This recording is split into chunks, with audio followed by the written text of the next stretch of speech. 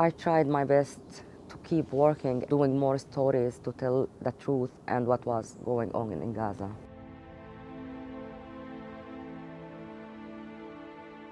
I am Mai Yaghi. I am a text journalist. I'm working with AFP since 2008. Was living in Gaza city. I covered all wars happened in Gaza, 2008, 2012, 2014, 2021. But the last war was so different. Something can't be compared to any of the previous wars. On the 7th of October, I woke up on the sound of the explosions. We have been 10 journalists in Gaza office. I was calling my colleagues and everyone I know, and no one knew anything. And then some social media videos came up showing an attack and something on the border. It was like a nightmare. I expected something big to happen, but not what we are seeing now. I stayed in Gaza City with my son for a week until the 13th of October, when the Israeli army asked people to evacuate to Rafah in the south. At that point, AFP requested us to leave to the south, and they were also coordinating with the Israeli side to let our convoy pass in a safe route.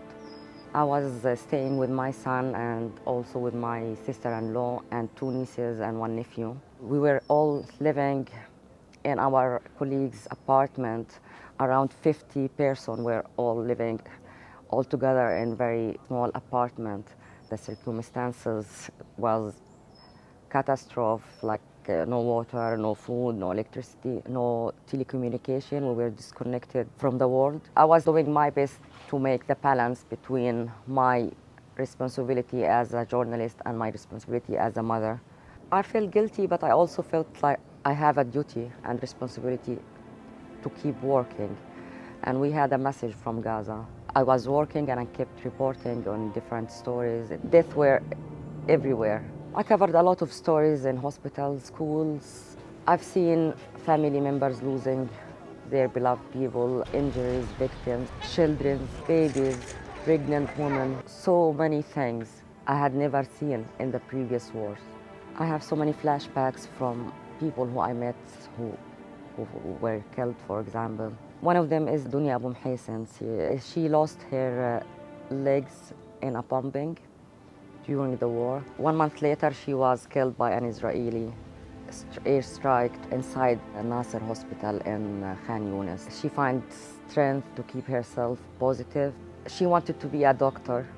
It was weird that I wasn't really afraid of death.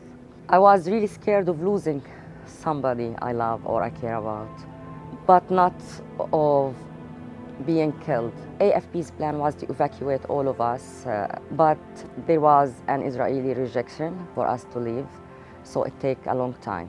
After a month, in November, my son's name was listed in the evacuation list by the Swedish embassy. I took him to Rafah border. Myself, I tried to cross with him, but I was banned. So I had to let him go with the staff from the Swedish embassy. So it was a tough moment for me, but it was also a relief as he was leaving such a place of so much violence. In the beginning, I thought that I would stay until the war ends. A few months later, I couldn't. It was very hard to me. I couldn't stay. I had to leave. I've been told many times, maybe 6 or 7 times, that I will be able to leave Gaza. I left Gaza Strip late in February. I was very happy to have a hot shower, to sleep on a bed, to have my privacy, to have my coffee, to meet my kids. But I also felt very guilty toward everyone I'm leaving in Gaza. I'm not reporting now, but I'm following the news every day. Sometimes I feel like I want to avoid watching the news, but it's very hard for me. It's my family, it's my friends, it's my life, it's my homeland. Whenever journalists and people are allowed to go back to Gaza Strip, I will be one of the first people.